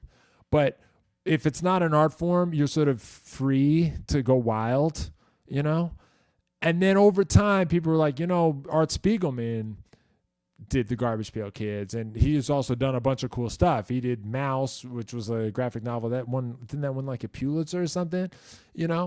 Did Mouse win a Pulitzer? I'm going to be embarrassed if that's wrong.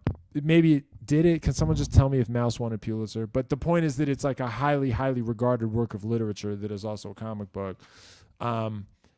At a certain point, people were like, yeah, the Garbage Pail Kids were sort of art. But I don't feel like it would have turned out the way it did if at the time everyone was like, those Garbage Pail Kids are mini masterpieces, The same with like comic books or, video games. Now video games are an art, right? And in fact, in some ways, I think it's like now they're video games that have these ambitions to be dramatic and important and to really make you ugly cry, and there's an ambition there. And okay, that's fine. That's fine.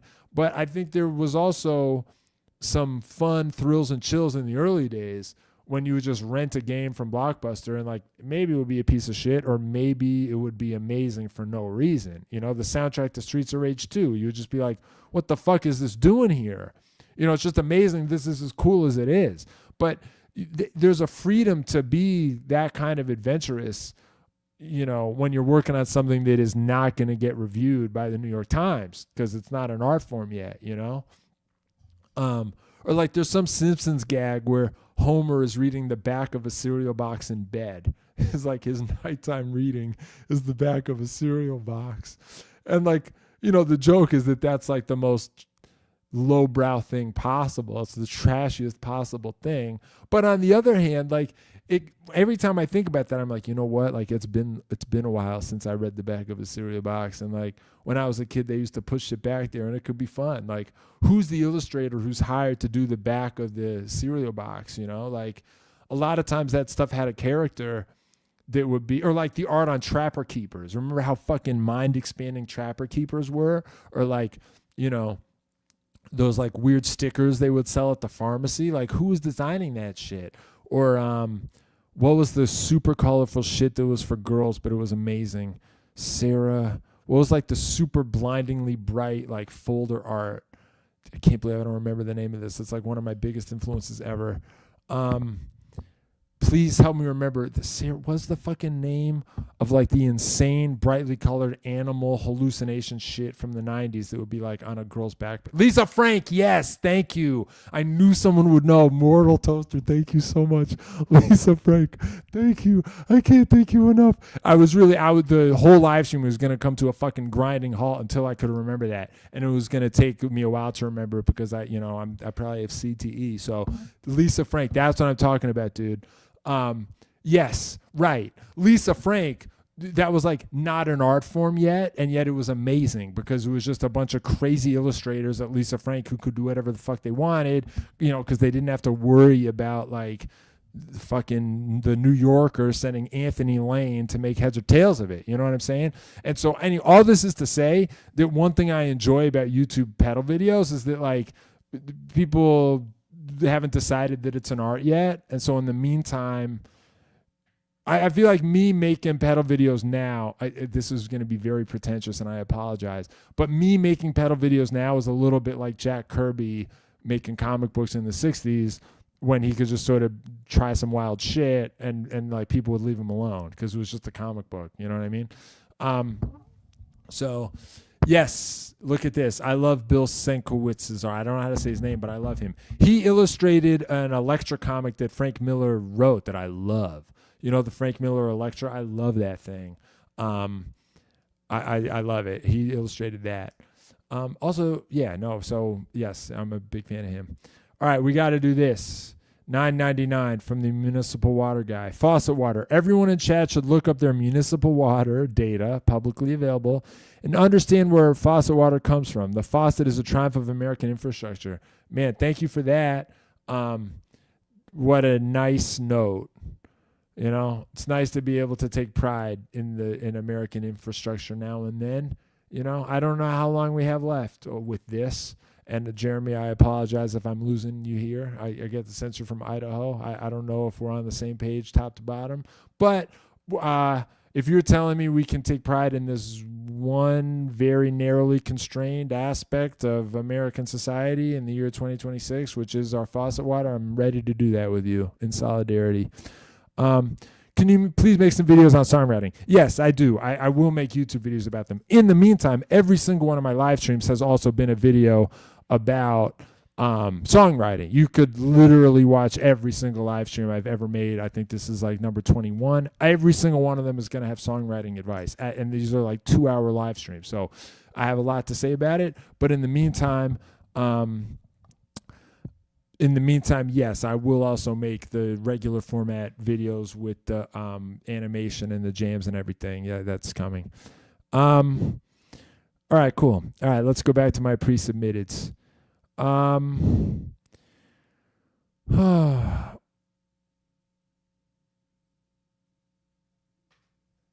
What's a movie that everyone seems to love that you just don't understand?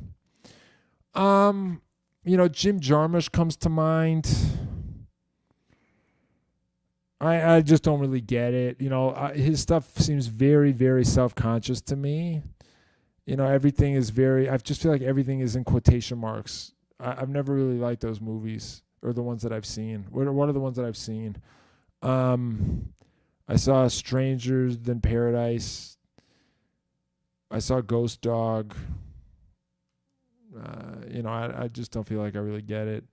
And then what else? I never liked the Christopher Nolan Batman movies. I really never liked those. I thought they were sort of self-serious and like, trying to be important in a way that I don't like. Those Batman movies to me are like it's like I've talked about this before. It's like if Jared Leto wrote a song for his band about Batman and it was about like, here comes the savior, that kind of shit. I've talked about it before, or like that quality I was saying before, the messianic thing. They're like, you're welcome, everybody. I have chosen to inject my work with this sense of profound importance that is going to be highly significant and surprisingly, have a really surprisingly profound message. This is the opposite of what I'm trying to do, which is like, I'm trying to do shit that feels like opening a pack of the Garbage Pail Kids, where you're like, what the fuck is this? But it's cool. I was saying before that I aspire to have my work feel like the back of the cereal box, when people were like, we could really push the culture with some shit if we put it on the back of a cereal box. That's the kind of shit that I think is cool. And really important, very special episode itis is like the opposite of that. And the Christopher Nolan Batman movies feel like that to me. I liked Interstellar. So I thought I didn't like Christopher Nolan, and then I realized I like Interstellar. So, I'm trying to give him his due. I think Interstellar was cool. I've rewatched it. But the Christopher Nolan, here are the Batman movies I like. Adam West and I like the ludicrous, like, Batman and Robin Batman. The Joel Schumacher Batmans I like. I like the Joel Schumacher ones more than the Tim Burton ones. Sorry, everybody. To me, nipples on the Batsuit makes perfect sense. There's like Arnold Schwarzenegger as Mr. Freeze. I completely get it. Like the colors and the scale and the proportion. There's like this kind of like heightened John Waters insanity going on with some of this. And I think that's cool. And I think that is the right choice for somebody named Batman. I think it's the right choice. So Broken Flowers I saw too. That's right. I saw that one. My friend was like, let's try this one. And I was like, I still don't get it. So, those are some movies that people are into that I don't really understand. Okay. Here was one I got ahead of time. How do I find a good drummer that isn't already in like 5 different bands? Yeah, man. I think the answer here might be like, can you just hire a guy? Can you pay a guy? And I know that's not what you want. Nobody really fantasizes about being in a band where they hired the guys and paid them to spend time with them. I get that that's like nobody's rock and roll fantasy. But there's advantages to paying the guys in your band. For one thing, if he's a real professional who's like worth it, you're getting something good for your money. And a lot of people who you have to pay to rehearse with, they'll listen to your stuff at a time. I also think there's an art to making the most out of a rehearsal with someone you're paying. You don't need to run the song over and over and over again just to get them to learn it, or you shouldn't have to do that. It's also a good check. Like, are your songs just like really complicated that have a million stops in them and have a complicated form in this section, and then there's a section that it only does once? Paying someone for rehearsals to play drums for your songs is a good way to realize that, like, maybe your songs should just be learnable. Because guess what? If it's easy for a drummer to learn them, it'll be easier for the audience to learn them. You want the audience to be able to be like, yeah, I remember the first song. That was the one that went like this. And then the second song, that was the one that like had that part. And then on the third song, they like went to halftime. You want your songs to be sort of like, at a glance, memorable somehow. And having to pay for someone to rehearse them with you is a good way to find out how much time you're spending on just learning the form of the song. And the other thing too is like, part of being a good musician is understanding how to let go, like let your drummer make some of the choices. It's more fun for a drummer to be able to steer a little bit, and you should write a song that has space for that. These are high level musical skills. So I think you can benefit and grow from having to pay somebody. All right. All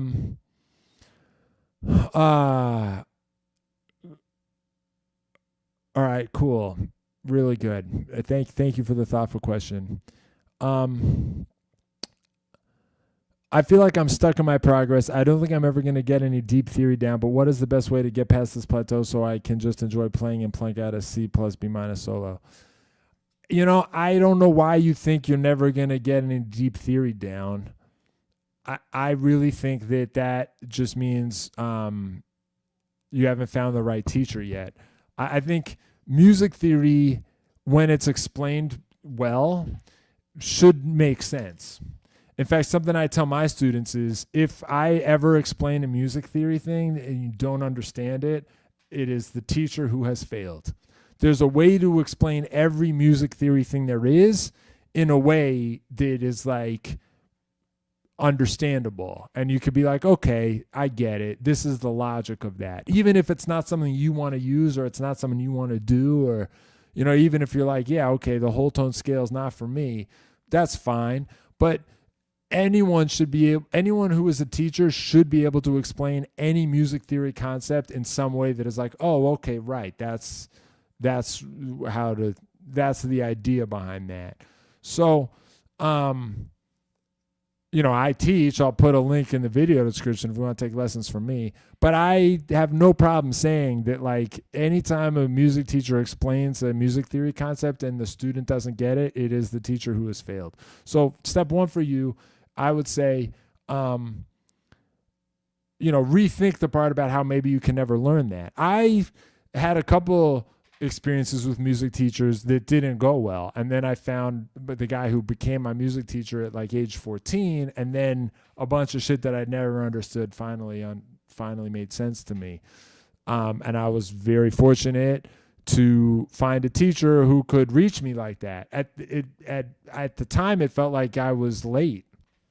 I was 14 and I was 13. I was starting to wonder, am I ever going to get it?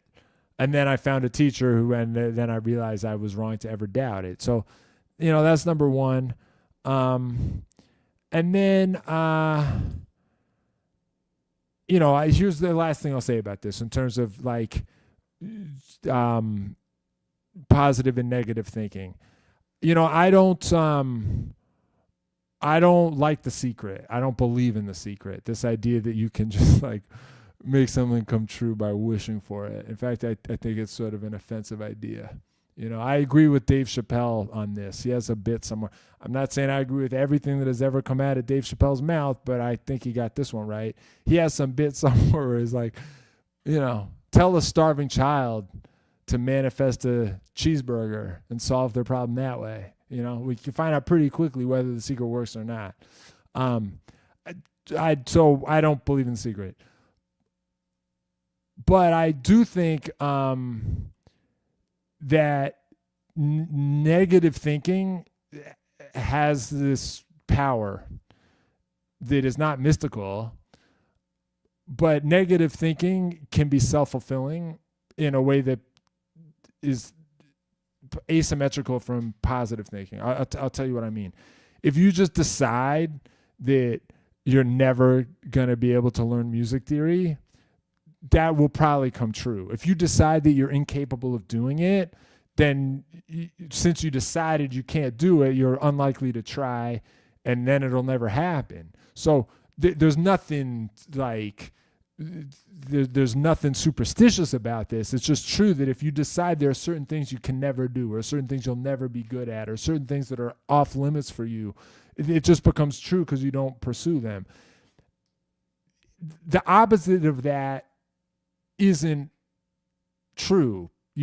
I can't. If I decide I'm never going to be a professional basketball player, then I probably close that avenue off for myself. If I decide I am going to be a professional basketball player, I can't just make it happen the way I can make it not happen with negative thinking. I have to be born with certain gifts and possess a certain amount of talent, and then also train at a certain level and like have a life that goes a certain way. I can't just will myself into being a professional basketball player. I might not have the coordination. So this is one of those things where like they're not equal opposite forces. The self-fulfilling nature of negative thoughts is more powerful than the self-fulfilling power of positive thoughts.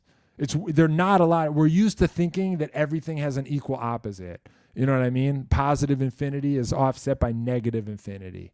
You see what I'm saying here? Like that anything that goes in one direction goes to the same extent in the opposite direction. But weirdly, negative thinking is more powerful than positive thinking because you can just negatively self-fulfill something instantly in a way that you can't just by wishing for it. So I think the answer to this, I think the value of positive thinking is not to just be a corny dipshit. You know, I don't think you should just like wish for things so that you can then just be entitled to it and you get to have it because you wanted it a lot. You know, that kind of positive thinking, I think, is like useless at best and possibly harmful for the world at worst. You know, I think it's a really dangerous thing to just be like, well, I've wanted it for a long time, so I'm entitled to it. You know,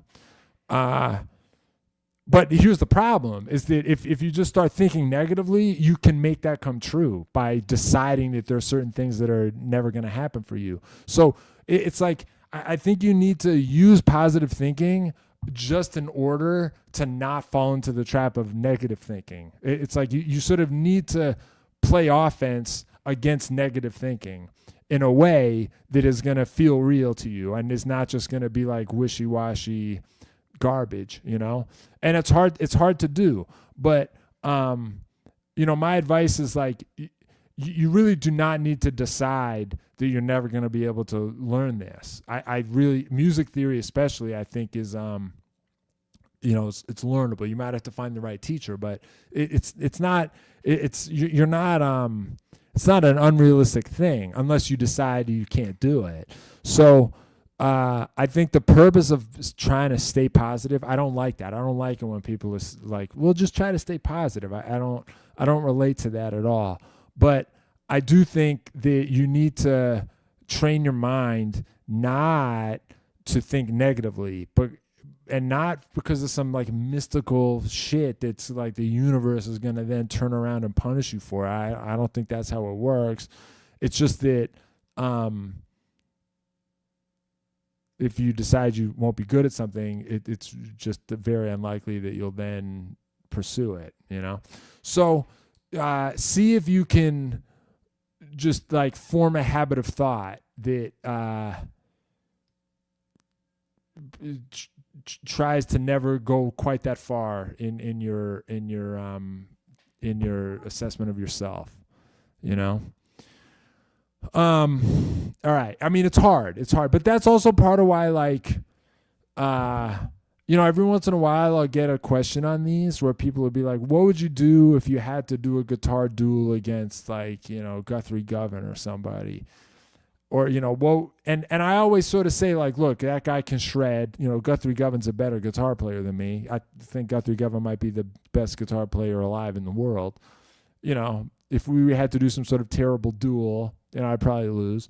But I also always say, you know, but maybe I could get him. You know, who knows, right? Music is an art form. Every once in a while, you can use the strength of your passion and the range of your imagination to create something that is very powerful, and you can punch above your weight. You know, that's why art forms are cool. It's because you can always kind of break the rules if you have a good reason for doing it. You can use your imagination to push the form and make a new discovery artistically, and you can affect people with that. In the arts, everyone always has a puncher's chance. You know what I mean? There's always the possibility that there'll just be some fucking crazy knockout upset in the arts, you know? And this is why I always sort of try to carve that out for myself. You know, I'm not going to tell you that I would absolutely lose. It's not because I'm trying to be arrogant or that I'm trying to be a jerk. It's just because I always try to keep that possibility alive, because the moment you decide it's over, you know, then it is over. All right, cool. Well, you know, this is as long as we usually do this. I'd like to thank everybody for their questions. Oh, look at this. What if the duel was rounds of guitar solo alternating with boxing rounds? People do this with chess. Have you seen that? There'll be guys where they do like 3 minutes of chess and then 3 minutes of boxing and 3 minutes of chess and 3 minutes of boxing. I haven't paid attention to that, but I'm wondering if I should pay attention to that. If I had to do this against Guthrie Govan, I don't know. Does Guthrie Govan train? The thing is that, I have my boxing bullshit, but I'm better at playing guitar than I am at boxing by a lot. You know what I mean? So I don't know how that would go. I mean, it would be so cool if Guthrie Govan was also like a fucking killer in the ring. I already love him. I would only love him more. I don't know. One thing you learn, I think, if you spend enough time in combat sports, is that anybody can be anything. You know what I mean? But I think guys who really train are going to know what I'm talking about. We've all had nights where you sort of look around to see who shows up to spar, and you sort of make your little guesses about who's going to be trouble and who's not. If you take this seriously for any amount of time, you'll be surprised about how wrong you are about who you should be afraid of and who you do not need to be afraid of. So I want to I'm going to withhold judgment on whether Guthrie Govan is a better fighter than me. But it would be funny to think about. I mean, how does the duel work? This is always my next question. Is what are the rules? Are there angles? Is there anything I can exploit? In boxing world, it can all end at any time if there's a knockout. Is there a version of that on the guitar side?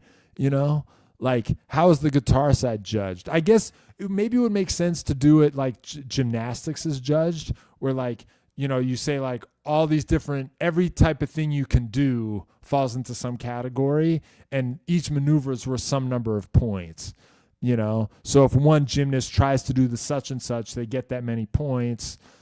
But then if they mess up, they lose points, and maybe someone who doesn't try to do it but doesn't make any errors ends up having more points at the end of it. Maybe we could do some version of that with guitar. So if you can play this many notes per second, you get points for that. But also, every good bend vibrato that is perfect sounds good. And then we could do something about rhythmic variation. If you do 5-on-4, that's worth some number of points, or each instance of polyrhythm and, harmonic complexity. You know what I mean? Maybe using every non-diatonic sub is worth some number of points. I mean, let me just say for a second, what we're doing here is not the arts. Guthrie Govan, I can easily imagine Guthrie Govan saying what you're describing, some sort of Olympic competition for playing guitar, is offensive. You took an art form and ruined it. The whole point is that we don't assign point values for. I know, it's true. I get it. I'm not saying it would be cool if this is how music worked. I'm just saying I was doing Ask Me Anything live stream, and I got a question, and I took the question seriously, and here we are. So maybe there would be some point value for every sort of guitar shit thing there is. And then it would be like in wrestling, right? If you get this far ahead, they end it. Isn't there a thing in wrestling where if you're up by this many points, it's just over? So, maybe that's the guitar player's knockout, is if you can put 100 points between you and the other guy, it immediately ends. So then the question is could I stay in the guitar thing long enough to beat Guthrie Govan in the ring? I would love it if we did this soon.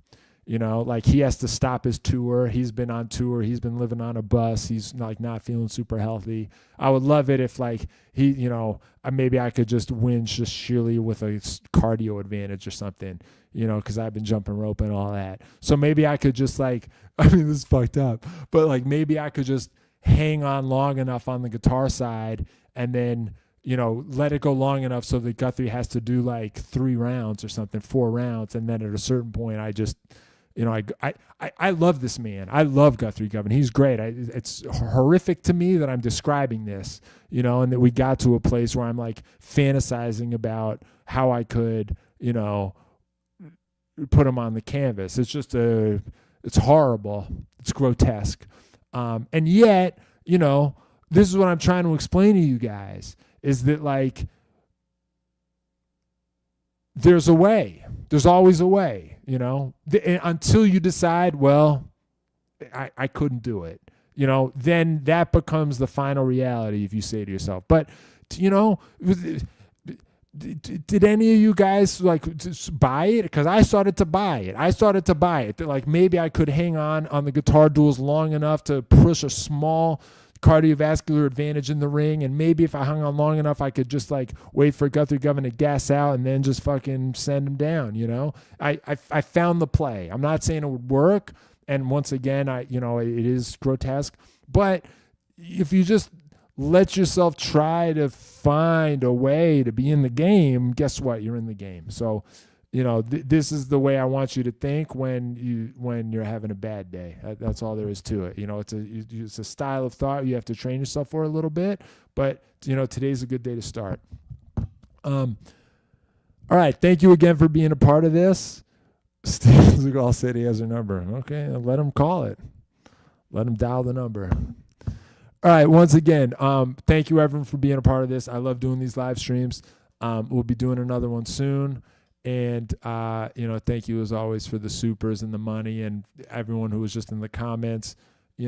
Start thinking about what we should call the people who are in the Cyberattack Nation.